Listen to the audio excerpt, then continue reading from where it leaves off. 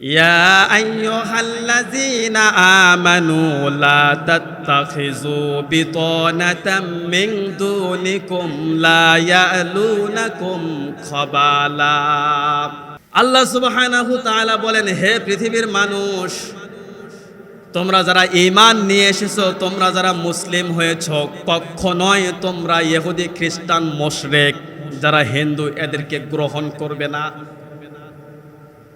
লা ইয়ালুনাকুম খাবালা, এদের কাছে তোমাদের গোপন যে কথাগুলো আছে, এই গোপন কথাগুলো তোমরা তাদেরকে খবরদার জীবনে কোনোদিন এদেরকে বলবা না। মিন দুনিকুম, তোমরা যদি বন্ধুত্ব কায়েম করতে চাও, যদি তোমাদেরকে কাউকে বন্ধু বানাতেই হয়, অবশ্যই তোমরা জানো তোমাদের নিজেদের জাতির মধ্য থেকে তোমরা কাউকে বন্ধু বানাও। এই কথা আল্লাহ তাআলা স্পষ্টভাবে আপনাকে জানাচ্ছেন। লা ইয়ালুনাকুম খাবালা ওয়াদ্দু মা আনিতুম قد بدت البغضاء من أفواههم। হে পৃথিবীর মুসলমান, ভালো করে শোনো, তোমাদের বিরুদ্ধে যারা হিন্দু বৌদ্ধ খ্রিস্টান মুশরিক যারা আছে, তোমাদের বিরুদ্ধে তাদের মধ্যে এত রাগ এত বিদ্বেষ জন্মায়, আল্লাহ সুবহানাহু তাআলা বলেছেন তাদের চোখ মুখ দিয়ে তাদের রাগগুলো ঝরে পড়ে। ওয়ামা তুখফি সুদুরুহুম আকবার, আল্লাহ সুবহানাহু তাআলা বলছেন তাদের চোখ মুখ দিয়ে যে তাদের রাগগুলো ঝরে পড়ে, এখানেই ক্ষান্ত নয়, বরং তারা মনের মধ্যে যেটা লুকিয়ে রাখে মুসলমানদের বিরুদ্ধে, এই লুকিয়ে রাখা হিংসা বিদ্বেষটা আরো বেশি ভয়ঙ্কর। এর চাইতে আর কত স্পষ্ট কথা আপনাকে বলবেন আল্লাহ তাআলা? তোমাদের বিরুদ্ধে তাদের মধ্যে যে রাগ, এটা চোখ মুখ দিয়ে ফুটে বের হয়ে ঝরে পড়ে, এর চাইতেও ভয়ঙ্কর, এর চাইতেও মারাত্মক বেশি ভয়ঙ্কর তারা নিজেদের মধ্যে যেটা লালন করে, যে হিংসা, নিজেদের মধ্যে যে হিংসা লালন করে, এর চাইতেও মারাত্মক বড় ভয়ঙ্কর। প্রিয় হরেন্দাবাসী, আপনারা জানেন বাংলাদেশের সীমান্ত আছে ভারতে প্রায় 4046 কিলোমিটার। এই 4046 কিলোমিটারের মধ্যে 3240 কিলোমিটার বাংলাদেশ কাটা তারের বেড়া দিতে সক্ষম হয়েছে। 850 কিলোমিটারের মধ্যে 175 কিলোমিটার শুধুমাত্র জলাশয় নদী। এই 175 কিলোমিটার বাংলাদেশ কাটা তারের বেড়া দিতে সক্ষম হয় নাই, দেওয়া যাচ্ছে না। আল্লাহ যে বলেছেন তাদের মধ্যে লুকায়িত কিছু হিংসা আছে, এটার কথা বলছি। এই 175 কিলোমিটার যেখানে কাটা তার দিতে পারে নাই, ভারতের পররাষ্ট্রমন্ত্রী তিনি ঘোষণা দিয়েছেন এই 175 কিলোমিটারের যেই জলাশয় আছে, বিষাক্ত সাপ আর কুমিরগুলো ছেড়ে দাও, বাংলার ভিতরে ঢুকে মানুষকে দংশন করুক। কথাটা যদি মিথ্যা বলে থাকি আপনি গুগল সার্চ দিয়ে দেখেন। আপনার বিরুদ্ধে, আমার বিরুদ্ধে, বাঙালি মুসলিম জাতির বিরুদ্ধে এই ভারত কত বড় ষড়যন্ত্র করছে দেখেন। বিজেপির সরকার গঠন হওয়ার পরপরই বাংলাদেশের সীমান্তে একটা ড্রোন পাওয়া গিয়েছে। ড্রোন,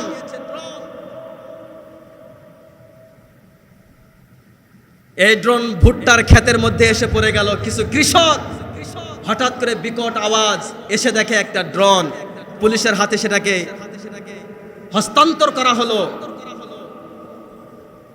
পরবর্তী সময়ে জানা গেল এই ড্রোন দিয়ে তারা সীমানার বর্ডারে যারা গার্ড দিচ্ছিল, বর্ডার গার্ড যারা, এদেরকে নজরদারি করছে ভারত সীমান্তের যারা বর্ডার গার্ড আছে তারা। উদ্দেশ্য হইল যখনই ভারত বাংলাদেশের সীমান্ত থেকে এই বর্ডার গার্ডগুলো একটু দূরে চলে যাবে, এই সুযোগে ভারতের যারা মুসলমান আছে এদের নাগরিকত্ব বাতিল ঘোষণা করে অবৈধ নাগরিক বলে দাবি করে দলে দলে বাংলাদেশের মধ্যে ঠেলে দেওয়া, এটা হলো তাদের উদ্দেশ্য। প্রিয় ভাইরা, হক কথা বলছি। চিন্তা করেন, ভারতের নাগরিক, ওই দেশে জন্ম হয়েছে, ওই দেশে দাদার বাড়ি, ওই দেশে বসবাস, আর তারা চিন্তা করছে গোটা ভারতবর্ষটাকে হিন্দুত্ববাদী তারা দেখতে চায়। এই জন্য মুসলিমকে উৎখাত করে দেওয়ার সমস্ত ষড়যন্ত্র তারা চালাচ্ছে। মানুষের বাড়ি ভাঙচুর, মানুষের ব্যবসা প্রতিষ্ঠান ভাঙচুর, মানুষকে অবৈধ ঘোষণা করে বাংলাদেশে ঠেলে দেওয়া, সব রকমের পাইতারি তারা চালাচ্ছে।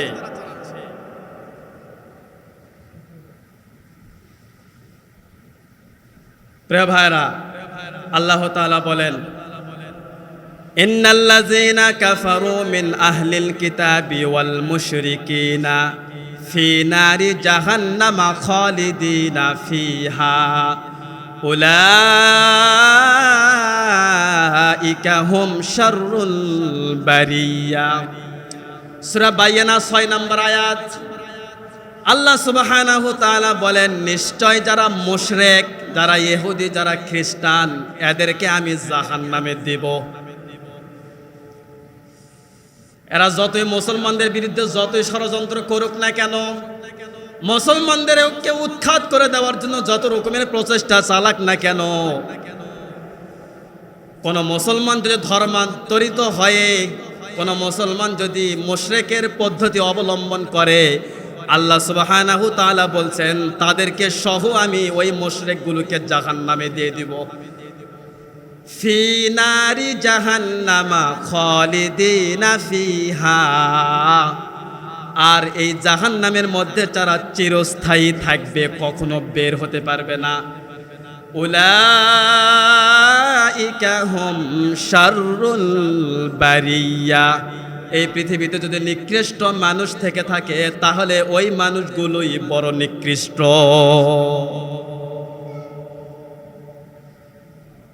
যত কিছু ঘটতেছে সব কিছুর উদ্দেশ্য হলো দাজ্জালকে পৃথিবীতে নিয়ে আসা। কাকে নিয়ে আসা? সব কিছুর মূল টার্গেট হলো দাজ্জালকে, মিথ্যা মাসিহকে এই পৃথিবীতে আগমন ঘটানো। কারণ মিথ্যা মাসিহুদ দাজ্জাল, তাকে যদি আগমন করানো যায় এখন, তাহলে ইহুদি খ্রিস্টানরা যা শাসন করছে এখন, যতটুকু নিয়ন্ত্রণ করছে এখন, যতটুকু অবৈধভাবে মানুষের উপরে জুলুম নির্যাতন এখন করছে, মাসিহুদ দাজ্জাল যদি আগমন এখন ঘটে, এর চাইতেও দ্বিগুণ থেকে দ্বিগুণ তারা মানুষের উপরে জুলুম করতে পারবে। প্রিয় ভাইরা, এই মুশরিক ইহুদি খ্রিস্টান তাদের থাকার মতো যখন জায়গা ছিল না, ইউরোপ বিশ্বে 1800 শতাব্দীতে একটুখানি তারা ইউরোপের উপরে শক্তি অর্জন করেছিল।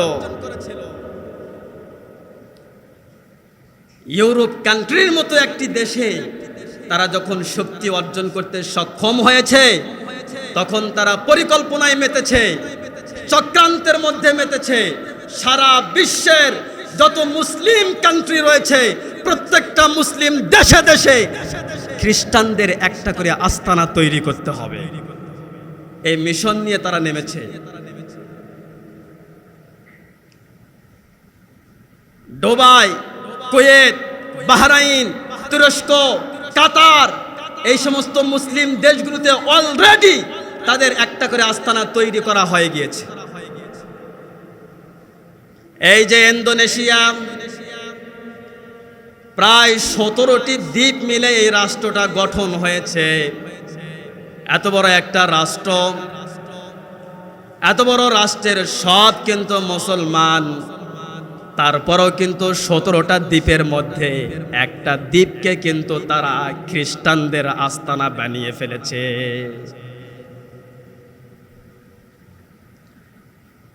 এখন কিন্তু তারা চিন্তা ফিকির করছে বাংলাদেশে এই যে চট্টগ্রাম, এই চট্টগ্রাম আর রাখাইন, এই যে বিস্তীর্ণ বিশাল একটা জায়গা, এই জায়গাতে খ্রিস্টানরা এখন একটা আস্তানা তৈরি করার চিন্তা করতেছে, এবং শুধুমাত্র যে একটা আস্তানাই তৈরি করবে বিষয়টা এমন নয়। তাদের উদ্দেশ্য, তাদের মনোভাব আছে এখানে একটা রাষ্ট্র ঘোষণা করা, তাদের চিন্তা ফিকির আছে। আপনি একটু চিন্তা করেন তো, আপনি কোথায় বসে আছেন? আপনার ঘরের আঙ্গিনায় আপনার শত্রু আসে ঘর বানাচ্ছে, কিন্তু আপনি কিছুই মনে করতেছেন না। আপনার শত্রু আপনার ঘরের আঙ্গিনায় এসে বিশাল বড় বিল্ডিং তুলতেছে, আপনার ঘুমই ভাঙতেছে না। আপনি যেন ঘুমিয়েছেন না ঘুমিয়েছেন, আপনার ঘুম যেন ভাঙে না।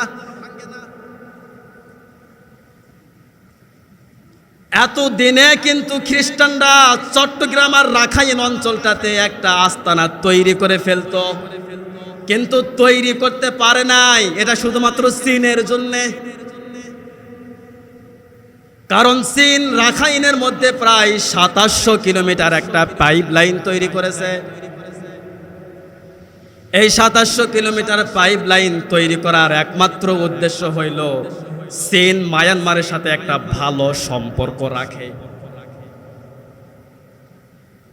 এই পাইপ লাইন তৈরি করার কারণেই কিন্তু আজকে রোহিঙ্গার মুসলমানরা রাখাইনে যেতে পারছে না, কারণ চীন ভালো করেই জানে আজকেই যদি রোহিঙ্গার মুসলমানরা রাখাইনে যদি ঢুকে পড়ে, বসবাস যদি শুরু করে, তাহলে 2 দিনের মধ্যে ডোনাল্ড ট্রাম্প সব রোহিঙ্গা মুসলমানদেরকে কিনে নিবে। কিনে নেবে না? মুসলমানদের লোভ বেশি। একটা গরু দিতে চাইবে, বলে হ্যাঁ আপনি আসেন। একটা ছাগল দিতে চাইবে, বলে হ্যাঁ কিচ্ছু লাগবে না, আপনি আসেন। আজ এইভাবে কিন্তু খ্রিস্টান ইহুদিরা যারা আছে আমাদের বাংলাদেশকে গ্রাস করে নিচ্ছে। আপনারা আশ্চর্য হবেন, মুসলমান ধর্ম থেকে কত মানুষ যে হিন্দুত্ব ধর্ম গ্রহণ করেছে এই কয়েকদিনে, কত মানুষ যে খ্রিস্টান ধর্ম গ্রহণ করেছে এই কয়েকদিনে, আশ্চর্য হবেন। ওরা 3টা কৌশল ব্যবহার করেছে। কয়টা? 3টা কৌশল ব্যবহার করেছে। 1 নম্বর কৌশল হইল সেবামূলক প্রতিষ্ঠান দিয়ে। 2 নম্বরে কৌশল মিডিয়া সেক্টর দিয়ে। আর 3 নম্বর কৌশল অর্থনৈতিক সাহায্য দিয়ে। এই 3টা কৌশল ব্যবহার করে বাংলাদেশের কোমলমতি মুসলিমদেরকে হেনস্থ করে, লোভ দেখিয়ে, পাপাচারের মধ্যে ফেলিয়ে তাদেরকে ধর্মান্তরিত করে ফেলছে। প্রিয় ভাইরা, এই যে ওয়ার্ল্ড ভিশন, এরা খ্রিস্টানদের প্রতিষ্ঠান। এই যে আশা কেন্দ্র, এরা খ্রিস্টানদের প্রতিষ্ঠান। এই যে মিশন হসপিটাল, এটা খ্রিস্টানদের প্রতিষ্ঠান। গ্রামীণ ব্যাংক বলেন, আর এসো বলেন, আর আশা বলেন, সব খ্রিস্টানদের এগুলা পরিচালিত। আশা কেন্দ্র থেকে যত মানুষ ঋণ নিয়েছে, গ্রামীণ থেকে যত মানুষ ঋণ নিয়েছে, একটা মানুষ উঁচুতে ওঠে নাই, সব মাটির সঙ্গে ধসিয়ে গিয়েছে। তাদের চিন্তা ফিকিরই হইল মানুষকে মাটির সাথে মিশে দেওয়া। তো আপনি উপরে উঠবেন কিভাবে? তাদের থেকে ঋণ নিয়ে যে আপনি উপরে উঠবেন, এই চিন্তাও আপনার ভুল। এটা পারবেন না।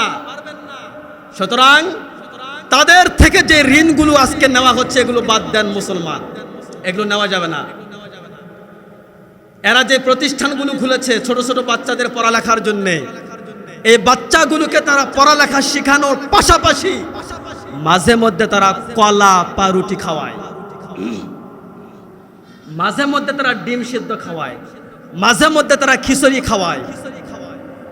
এগুলো খাওয়ায়া খাওয়ায়া খাওয়ায়া ছোট কোমলমতি বাচ্চাদের ব্রেনের মধ্যে আকীদা বিশ্বাস ঢুকায়া দিচ্ছে মুসলিম ধর্ম মিথ্যা, খ্রিস্টান ধর্ম সত্য, ব্রেনের মধ্যে ঢুকায়া দিচ্ছে। ওয়ার্ল্ড ভিশন মহিলাদেরকে ওয়ার্ল্ড ভিশন ট্রেনিং করায়। এই ওয়ার্ল্ড ভিশনে যারা যায় ঘরের টিন কিনে দেয়, ওয়ার্ল্ড ভিশনে যারা বসে গরু কিনে দেয়, ওয়ার্ল্ড ভিশনে যারা বসে ছাগল কিনে দেয়, ওয়ার্ল্ড ভিশনে যারা বসে হাঁস মুরগি কিনে দেয়।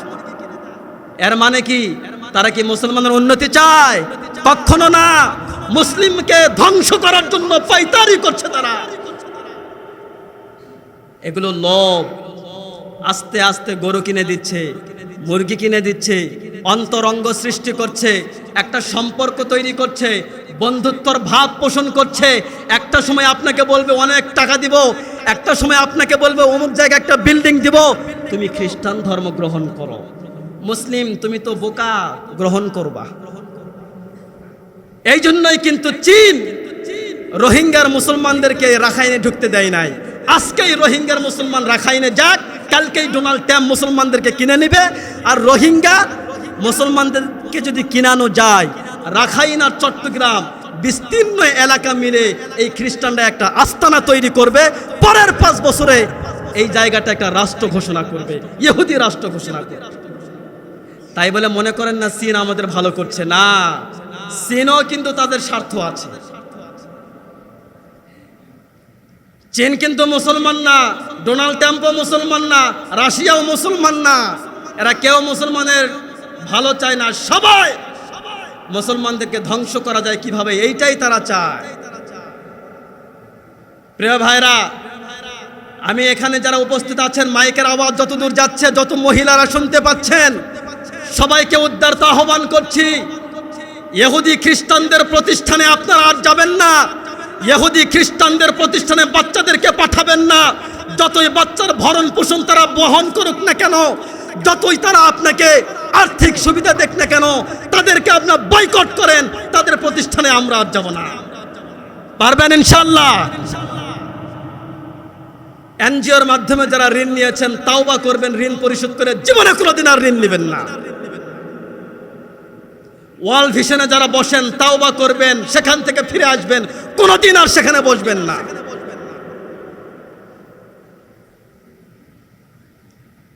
এই সব কিছুর উদ্দেশ্য কি বলেন তো? দাজ্জালকে আগমন করা। কাকে আগমন করা? দাজ্জালকে পৃথিবীতে আগমন করানো। সব কিছুর মূল কেন্দ্র দাজ্জালকে পৃথিবীতে আগমন করানো। প্রিয় ভাইরা, এই দাজ্জাল বিভিন্ন বর্ণনায় এসেছে। দাজ্জাল বের হবে ইস্পাহাম নামক জায়গা থেকে। আমার দিকে তাকান, খুব গুরুত্বপূর্ণ একটা তথ্য দিচ্ছি এখন। দাজ্জাল বের হবে ইস্পাহাম নামক একটা জায়গা থেকে।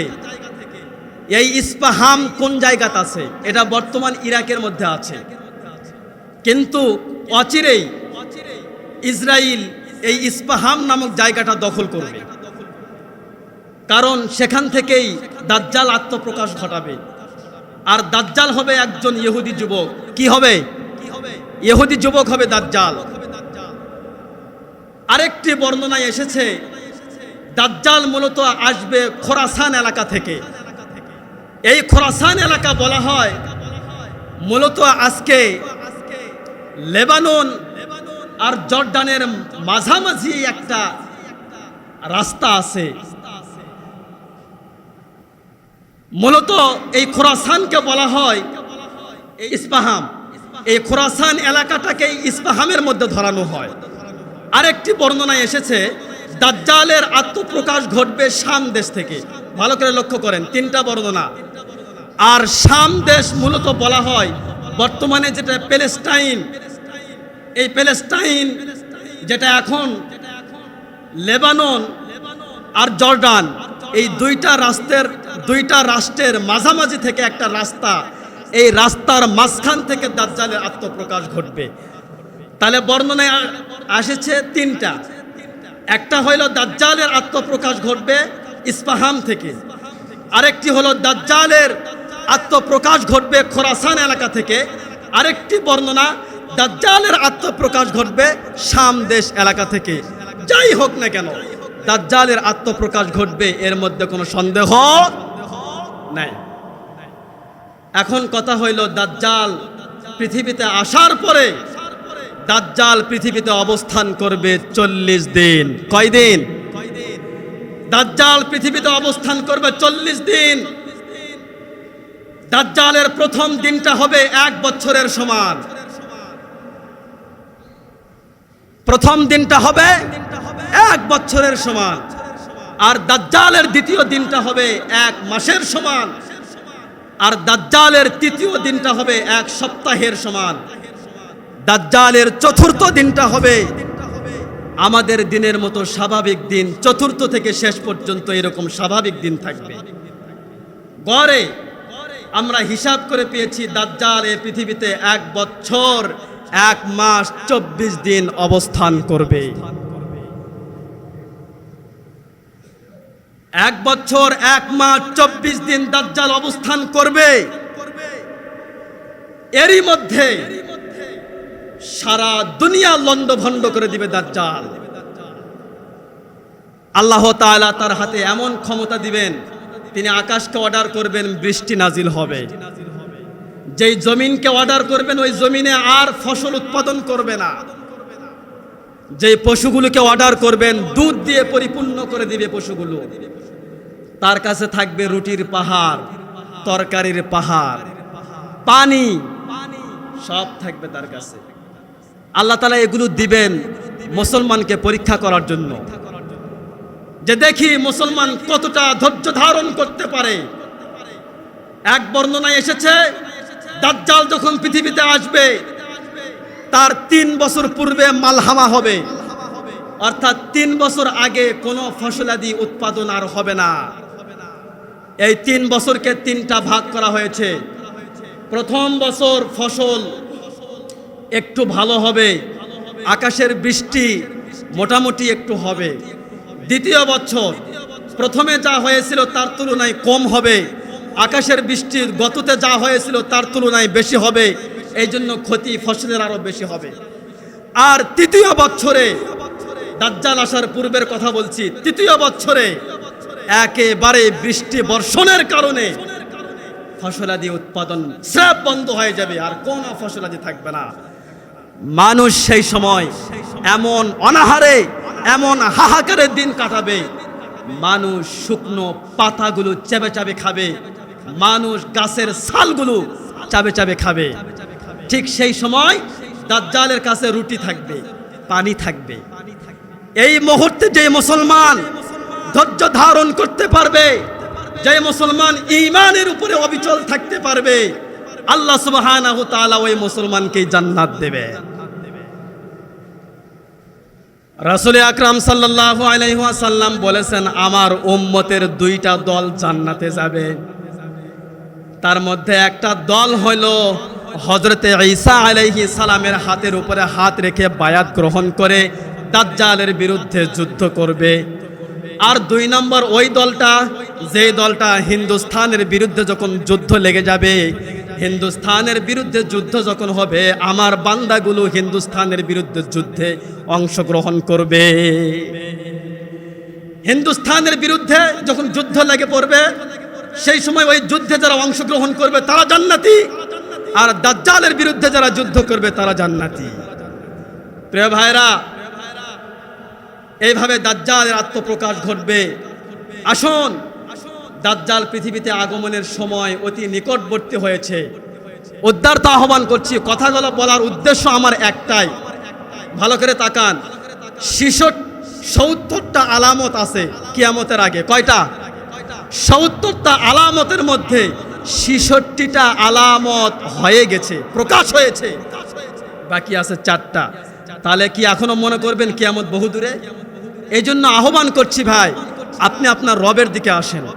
তাওবার দরজা খোলা আছে, ইস্তেগফার পড়েন, রবের দরবারে কদম মোবারকে সেজদা করেন, আল্লাহর কাছে গুনাহের জন্য মাপ চান, নিজের জীবনটাকে ঈমানের সাজে সাজান। আল্লাহ সুবহানাহু ওয়া তাআলা আমাদের সকলকে তৌফিক দান করুক। সকলে বলি আমিন।